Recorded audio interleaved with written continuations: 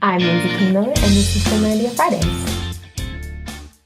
Welcome to Finlandia Fridays. My name is Michael Babcock. I am your host for this weekly interview series here at Finlandia University. This week we are joined by author Lindsay King-Miller. Lindsay, welcome to the show. Thank you so much for having me. I'm having a great time. Good.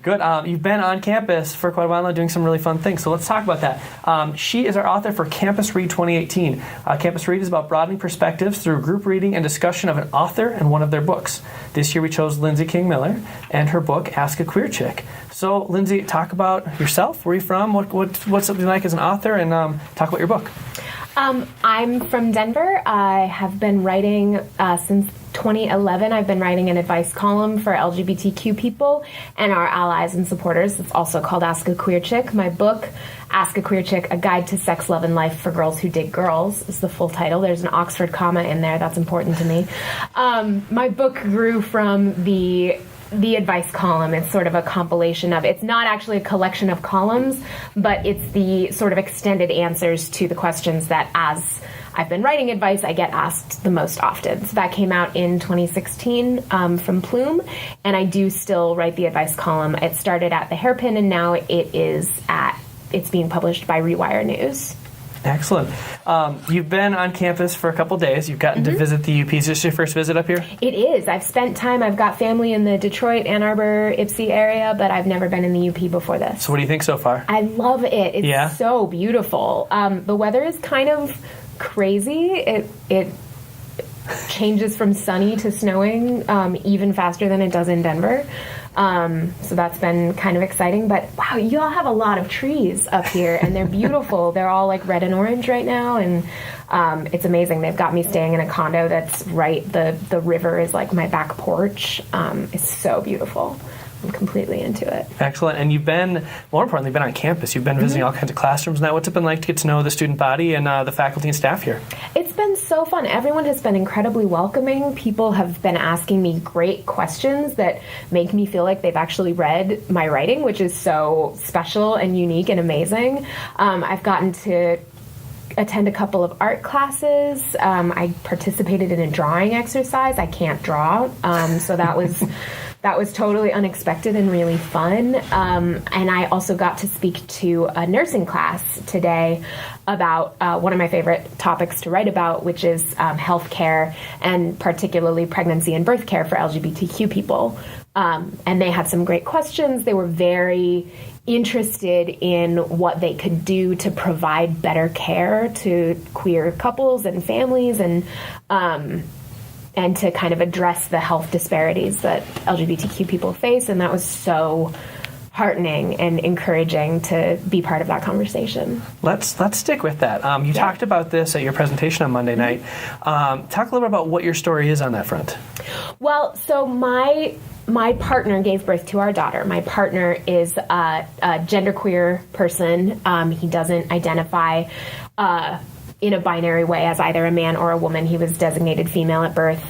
The easiest way, I think, to describe him is a genderqueer butch. And it was very important to him to be the person who was pregnant and gave birth to our daughter. And we kind of joke that it's the shortest decision we've ever made together. Like, we've definitely had longer conversations about what kind of beer to get than about which one of us should carry and birth our child. Yeah, children soon. Our children soon. Yes, Charlie is pregnant and we'll be having another child in December. Congratulations, by the way. Thank you very much. Exciting. I'm really excited. So there was kind of a journey of trying to figure out how can we get care that, is the kind of medical care that we want, and also is affirming to our identities as a queer couple, Charlie's identity as a birthing parent who is a dad, a gestational father, or birth father. That's sometimes how we describe his role. And then my role as a non-gestational mother, which might seem like kind of arbitrary distinctions to insist on, but in a medical setting, especially when you're going through something that's very intimate and vulnerable, like giving birth, it's so important to feel like you're being affirmed and supported for who you are. So that's something that I've written a lot about, our experiences with trying to get pregnant and then pregnancy and birth, and sort of how those environments could be made more welcoming to LGBTQ people. So it was wonderful to get to have some actual like face-to-face conversations with nursing students about those things. And I know those nursing students, they'll take a lot out of it because this isn't a topic that they hear about. This isn't one that you see in the textbooks right now. So what kind of things did you tell them? What kind of activities did you say, hey, this is what you need to work on, this is what you need to be thinking about? The biggest thing that I said, and the biggest thing that I've found with our healthcare, is that people don't need to know everything. I think there's this idea that you have to like know all the vocabulary, and that there's like this very specialized set of words that you have to use when you're dealing with queer and trans people. And if you don't already know what it is, then you shouldn't even bother trying. But for me, the most important thing has been people wanting to get to know us, caring about what matters to our family, and asking us questions, and just asking. I think one of the most beautiful sentences in the English language is, how can I support you? You know, what kind of care do you need to make you feel comfortable and safe?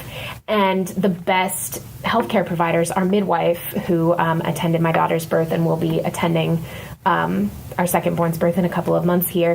When we first met with her, she said, you know, I don't have a lot of experience with genderqueer clients. This isn't my area of expertise, but I want to be there for you, and I want to help. And so I am hoping that you will tell me how I can best be, you know, a good caregiver for you.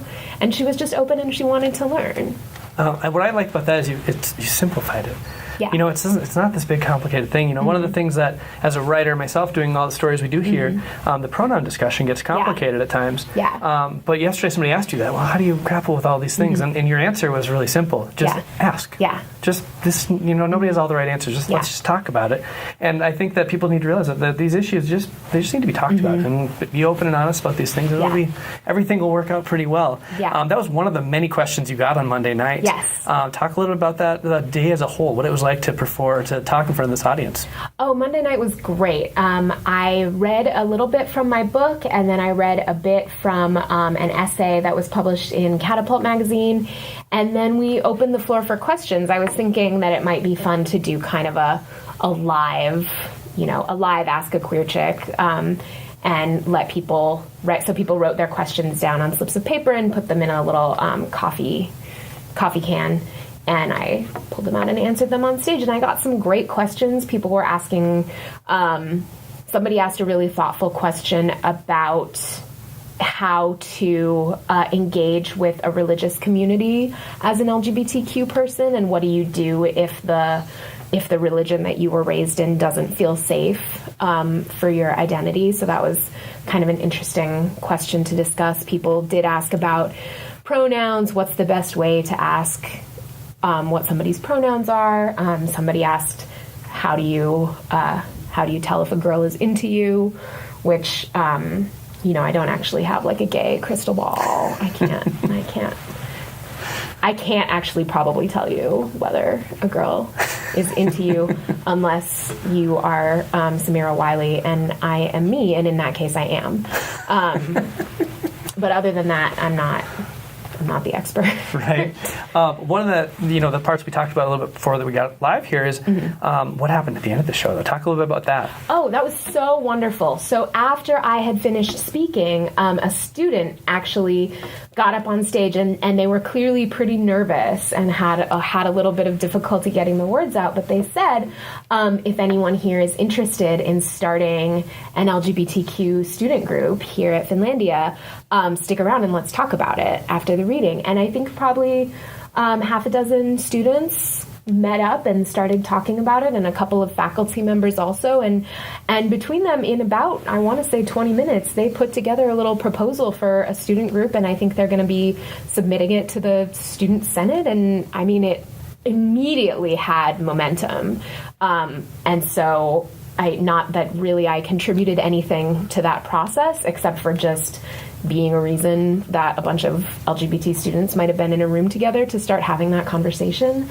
But that was really amazing. It was very cool to see how much excitement and commitment they already have to this idea, and I think it's gonna take off, and I'm very excited for them. Excellent. Well, for those of you on the radio, we're actually going to cut it off here for the radio broadcast, but you can go to finlandia.edu/Fridays, catch the full episode. We're going to talk a lot more about that, what it's been like to be an influencer, and give you all kinds of links to go learn more about Lindsay King-Miller and the work she does. So thank you guys for tuning in on the radio. We'll see you next Friday. Thanks for sticking with us, guys. We're happy to be here with Lindsay King-Miller talking all about Campus Read 2018 at Finlandia University. Lindsay has been on campus this week talking with student groups, meeting with classes. Monday night she gave a great presentation. And, it's the timing, I think, was really good. And I can't speak with full confidence on this, but I do believe there might have been some planning that went into why it was October. October is LGBT History Month. Which is, it's good because that's the topic we're doing. That's what we're talking about all week. And what's interesting is for you're looking at this, and really when we brought you on campus, we're looking at you as a leading voice on this topic. You are an authoritative figure that we wanted on our campus to come and talk to our students and give them some perspective that they might not have. So what's it like to have that kind of, to be that authoritative voice? It's funny to me because I'm so not an expert on anything really. I just happened to start writing an advice column, and it's kind of hard to remember how different the atmosphere around LGBTQ issues was just 7 years ago, which is how long I've been writing this column. But when I first started it, there really weren't a lot of very mainstream resources for people, either for straight people to learn about queer issues or for queer people to learn about their relationships, their love lives, coming out, dealing with discrimination. I think of it as there are all these bits and pieces of cultural wisdom that you don't really learn in school, and you don't really learn from your parents, and you more get them from your big sister or your older cousin or your older friends. And if you're queer, you might not have a queer person in your life who fills that role. Who just has been through some of the same things that you've been through and can say, well, when that happened to me, I did this. And it can be very isolating, especially for a young queer person, either in a conservative environment, maybe in a not that welcoming family, maybe in a rural area where there's not really much of a community of LGBTQ people. So my goal always was not to say I'm an expert. I don't have a queer studies degree or anything of that nature, but just to be like, hi, I'll be your gay big sister if you need one. I'll tell you what worked for me. And I, for a while I actually stopped writing my advice column. The publication that I had been writing it for went on kind of a hiatus. There was an editorial shift, and I wasn't really sure what my place was anymore. I wasn't really sure that I still had a job as an advice columnist, and so I took, I think, close to a year when I wasn't writing it anymore. But I kept getting emails. I kept getting so many emails from people just saying, I'm having trouble with this. I can't figure this out. How do I come out? How do I talk to this person that I have a crush on? How do I, live in the wild and crazy world that we've arrived at in the year of our Lord 2018? And so after about a year, I was like, this is not stopping. In fact, it's increasing. I'm getting more emails than I used to. And I'm not an expert. I'm not a researcher. I'm not any kind of person of great knowledge. But what I am, I like to think, is a person who's easy to talk to. And a person who will look at what you're going through and say, wow, yeah, that's a bummer. And I feel you. And here's what I would do in your situation. Right. I think that perspective was spot spot on for last night. I think everybody kind of saw that. They weren't, and you could tell, especially the way the students were interacting with you afterwards, and even yesterday I saw you a little bit during the day, and even today. Again, they see you as somebody that's very relatable, somebody they can come and talk to. Do you feel like, and I guess before I go into that, talk about yesterday with, yesterday you were interviewed by TV6, our local TV station up here, and the interview with you I thought was really good, and the reporter up here asked you some really good questions, but more importantly to me was the conversation afterwards with the student. They were very open with the TV reporter, and I think it was quite clear that they were inspired by the work that you're doing and the words that you said right before that. And that student also, I'm not sure that if I should say this or if I can say this, and so obviously cut it if it's not okay, but that student also was one of the students who participated in the conversation about starting a student group on Monday night. And I think is going to be a person who will take some leadership and get things moving, which I'm excited to see. So that was very cool. How did it feel to motivate somebody like that then? Because it's easy to see the things that are going on in people's lives were going on well before that. But yesterday it seemed like there was some awakening on our campus a little bit. Yeah, I mean, I think if having somebody, I think there's a few things. I think just seeing someone who is an adult and is queer and is out and is having, kind of just a life, maybe not like a spectacularly glamorous or amazing life, but just like living a life. I think a lot of the time LGBTQ issues get sort of brushed aside as kids stuff. You know what I mean? I think we don't have a lot of conversations about, when we get older and we have families and we have careers and even into like what retirement looks like and what elder care looks like as LGBTQ people. I think there's kind of this idea that talking about gender and orientation and identity and those things is like, that's something that you do before you get a real job. You know what I mean? Right. It's kind of frivolous. And it's not if it's not to you.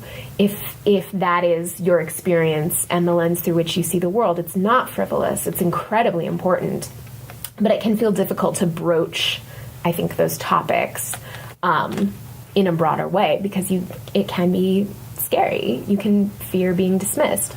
And so I think one thing that's really cool about, and one reason that I'm so excited to be here, is that as an institution, the school is saying, this matters. We care about this. We care about LGBTQ people. And I think having that kind of endorsement maybe makes students feel like, oh, I can say this and I'll be taken seriously. I'm at a school where this is important, where I might be listened to if I talk about these kinds of things. Right, I think that's something Finlandia is definitely trying to be. Yeah. And I think there's a lot of history of Finlandia being an accepting place and a place where people can feel comfortable and really flourish in their identity. I think that one of the things you talked about there was how things seem to be looked at like an adolescent perspective. Let's talk about in your story of coming out, because that's a good example of that. It seems like you had to tell that story a couple too many times for it to be taken too seriously. Yeah. I definitely. I am bisexual. I call myself queer, but more specifically, I'm bisexual. And I came out for the first time when I was 12. I told my mom, I'm struggling with something. I think I'm bisexual. I think I'm attracted to girls and guys, and I don't really know what to do about it. And she kind of said, well, it's probably a phase. It's probably just, you'll probably grow out of it. Which I've never heard of anyone saying to like a straight person. Like I've never heard of a 12-year-old boy being like, Mom, I have a crush on a girl, and her being like, you'll probably grow out of it. Just wait it out. It'll go away. But I was like, okay, well, maybe you're right. Maybe it's a phase. And so I kind of put it in the back of my mind, and I was pretty sure it was still there, but I kind of tried to ignore it for a while, and then it got to the point where I really was just increasingly sure that yes, I really like girls.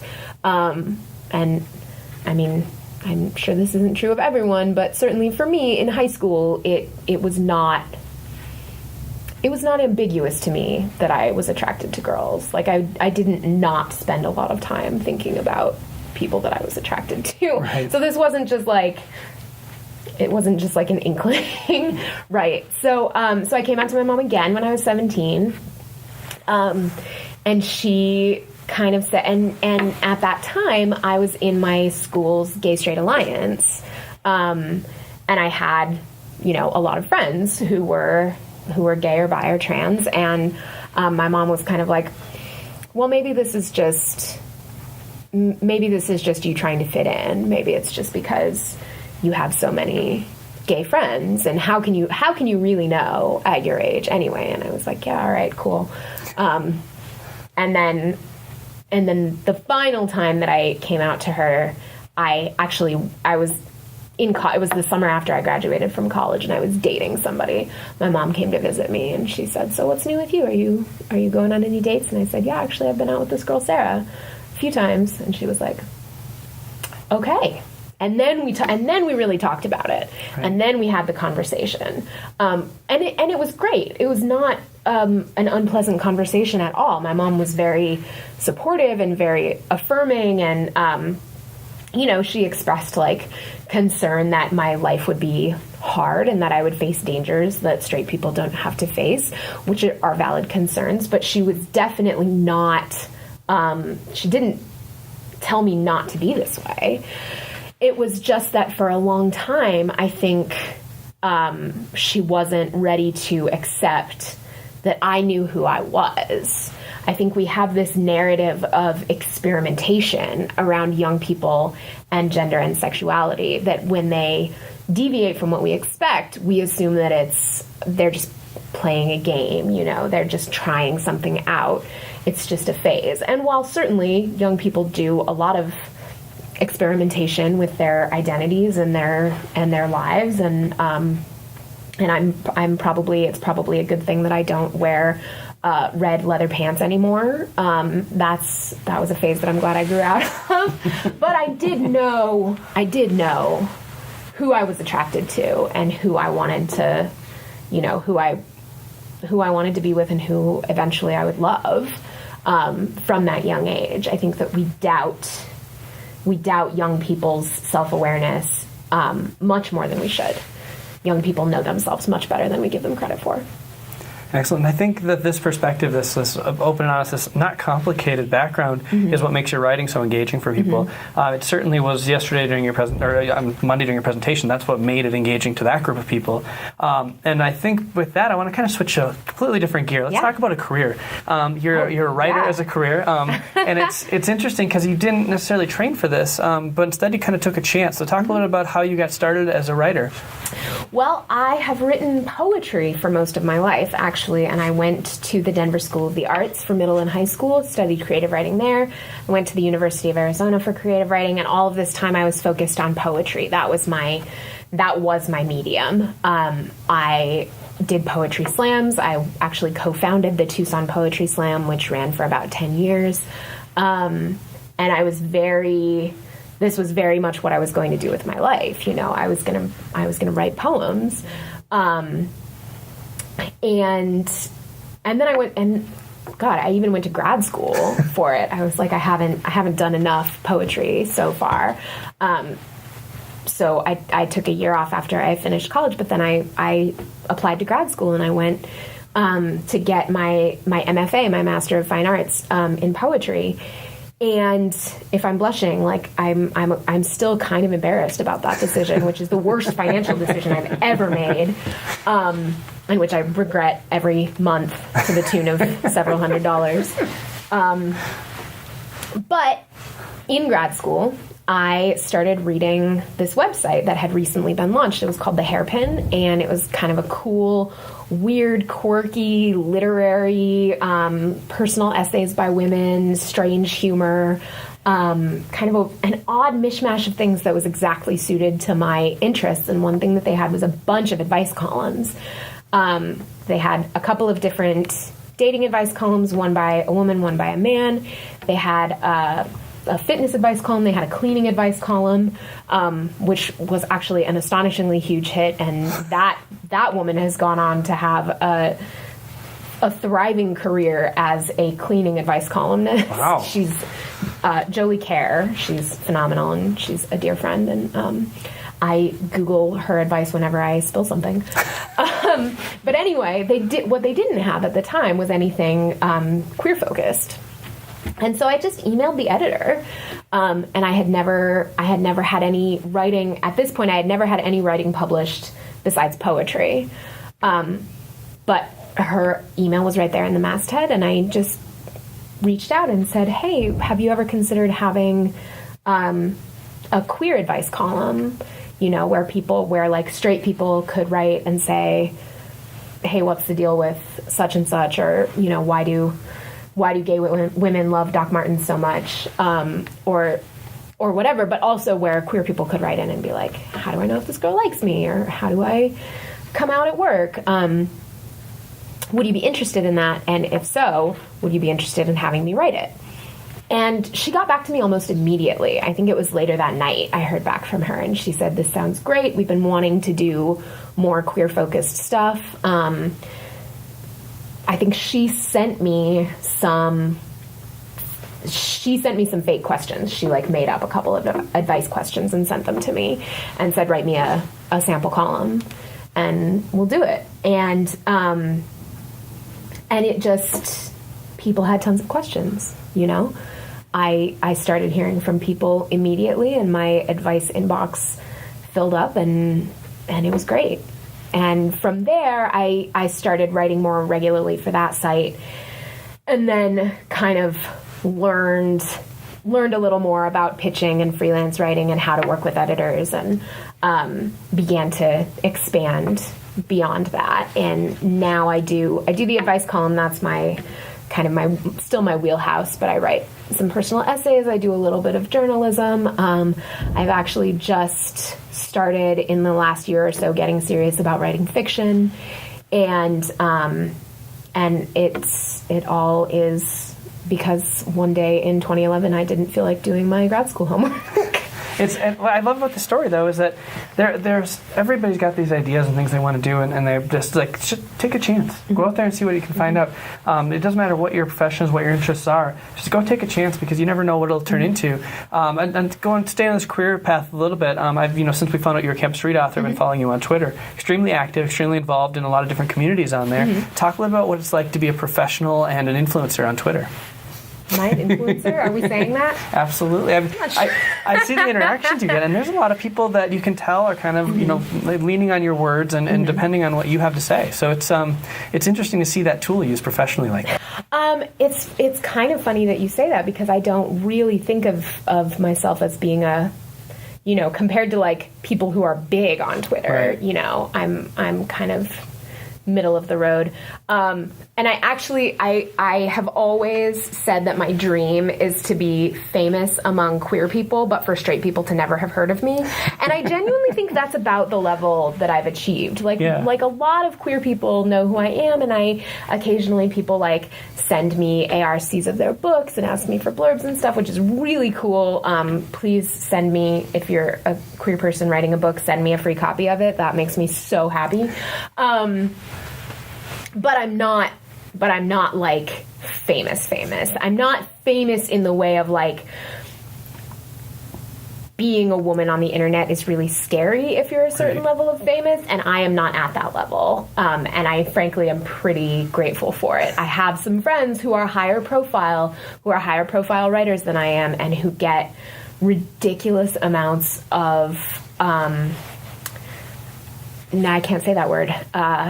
They get ridiculous amounts of trolling and harassment. And I had a friend who somebody made a fake Twitter account pretending to be her and saying, ridiculous and offensive things to try to get her in trouble. And, I think there's such a flip side to fame, and especially social media fame. People who are well known get have very strange and scary interactions on social media. And so I feel like I'm very happy that I'm kind of right in the sweet spot where, like, some people know who I am. I occasionally can, like, use social media to find work. I can tweet at an editor and have a conversation and maybe pitch a piece that way.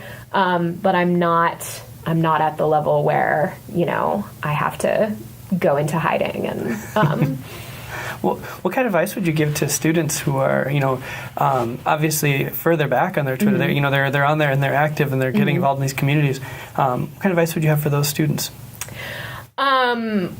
You know, I think that the great thing about social media, and Twitter has been this for me, but I know that's not the platform that's best for everybody, but the great thing for me is that, you know, as a writer, I'm very much working in isolation most of the time. I stay home with my daughter, who's almost 3. I'm a work-from-home parent. So most of my days are either, like, writing in silence or trying to explain why we don't lick the cat. So Twitter, for me, is a great opportunity to connect with other writers. A lot of writers are on Twitter, and I think the platform varies depending on what you know, what your field is or what your art form is, but it's really wonderful to be able to, like, just send a thought out into the void and then hear back from people and just, like, have some semblance of an adult human conversation during my otherwise rather isolated workday. So I think for people who are interested in pursuing, you know, creative careers, those kinds of things where you work alone a lot, where you're not necessarily going to an office and connecting with your colleagues and having social interactions as a part of your workday, social media can be a really great way of kind of staying in the world and staying at least somewhat sane. You know, as a person who works alone. And then, of course, the flip side is you can't be on it too much, or it also will make you go insane, because if you just stare at the steady stream of bad news all day, you know, you become extremely anxious and It can definitely eat you up a little bit if you let it. Yeah. Let's change. And the final thing I want to talk about here is some work you had published yesterday, actually. Yes. Talk a little bit about this work. Yeah. So I mentioned earlier that in the past year or so, I've started to get serious about something that I've had on the side for many, many years, since I was really a young child, which is writing fiction, and specifically horror fiction. And I've been writing short stories for a couple of years now, and I've started to get serious about sending them out. And 2 actually of my short horror stories have been published this year. The first one was in September in a collection called The Fiends in the Furrows, an anthology of folk horror. And then the second one just came out yesterday. The anthology is called Dark Rainbow, an anthology of LGBTQ erotic horror, from Riverdale Avenue Press. And I think that one has something like 13 scary stories in it. Scary, sexy, queer stories, which is a very small niche, I think, of people who are going to be interested in that sort of thing. But if you are, please check it out. My story is called Think of Me, and it's about a lesbian love triangle where one of the members of the love triangle is also dead. Excellent. That's it sounds interesting. So we'll have a link to that in the show notes at finlandia.edu/Fridays. We're going to cut it off here. So thank you so much for coming on this week. Thank you so much for having me. It's been a blast talking to you. If anybody wants to keep up with her work, go to twitter.com/askaqueerchick. You can also find that in the show notes at finlandia.edu/Fridays, as well as our full archive of Finlandia Fridays episodes. We'll be back at you again next Friday. So thank you so much for tuning in.